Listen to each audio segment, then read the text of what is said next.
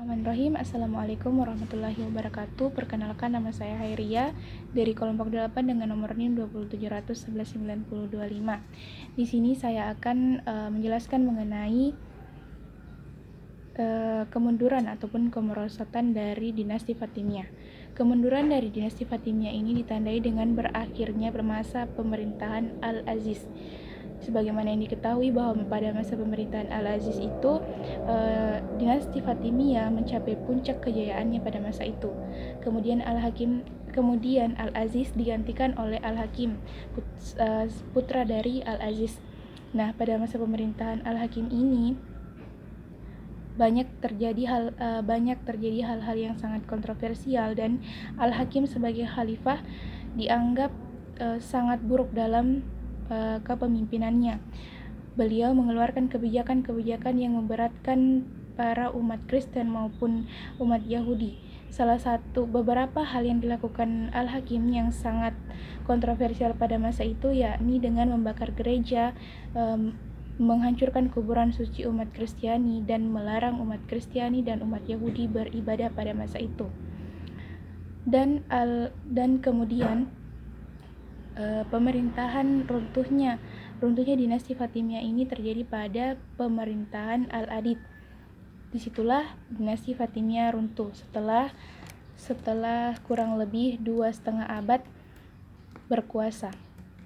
Menurut beberapa sumber lain ada beberapa hal yang menjadi penyebab dari runtuhnya dinasti Fatimiyah. Yang pertama yakni perilaku Al-Hakim, sebagaimana yang saya jabarkan tadi sedikit, pengganti Al-Aziz yang sangat kejam, dan ini menjadi awal kemunduran dari dinasti Fatimiyah. Al-Hakim membunuh wazir ataupun menteri, menghancurkan beberapa gereja, menghancurkan kuburan suci umat Kristen, menetapkan aturan ketat bagi non-Islam, dan menjadikan Islam eksklusif dari agama lainnya seperti pakaian dan identitas agama. Yang kedua yakni konflik internal antar para elit yang cukup dahsyat dan berkepanjangan. Konflik internal dalam pemerintahan Fatimiyah muncul dikarenakan hampir semua khalifah yang diangkat setelah Khalifah Al-Aziz ini memiliki usia yang belum matang atau belum cukup umur untuk memimpin sebuah negara. Contohnya seperti Al-Adid, usianya diangkat menjadi khalifah pada usia 9 tahun, kemudian ada Al-Hakim yang naik tahta pada usia 11 tahun, dan khalifah-khalifah lainnya. Kemudian kedudukan wazir ataupun perdana menteri pada saat itu sangat begitu penting sehingga berpengaruh dan menjadi ajang perebutan serta menjadi ladang konflik pada masa itu. Kemudian keberadaan 3 suku besar yang sama-sama memiliki pengaruh dan menjadi pendukung utama kekuasaan Fatimiyah, yaitu bangsa Arab, bangsa Barbar dari Afrika Utara, dan bangsa Turki. Di saat khalifah ataupun pemimpin dinasti Fatimiyah ini memiliki pengaruh yang kuat, ketiga bangsa itu diintegrasi menjadi kekuatan yang sangat dahsyat. Akan tetapi ketika khalifahnya lemah dan terjadi konflik antara 3 bangsa ini pun yang sangat dahsyat untuk saling merebut menjadi penguasa. Kondisi itulah yang terjadi pasca berakhirnya pemerintahan Al-Aziz.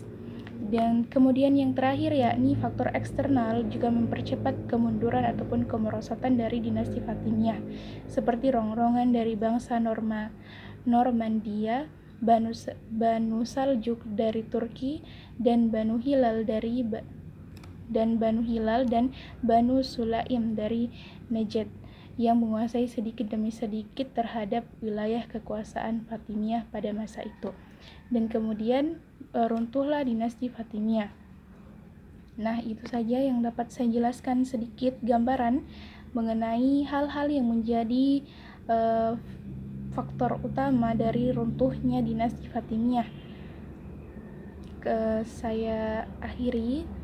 Semoga dapat bermanfaat bagi teman-teman sekalian, dan jika ada hal-hal yang belum dimengerti dapat ditanyakan, dan saya akhiri dengan ucapan wabillahi taufiq wal hidayah. Wassalamualaikum warahmatullahi wabarakatuh. Terima kasih.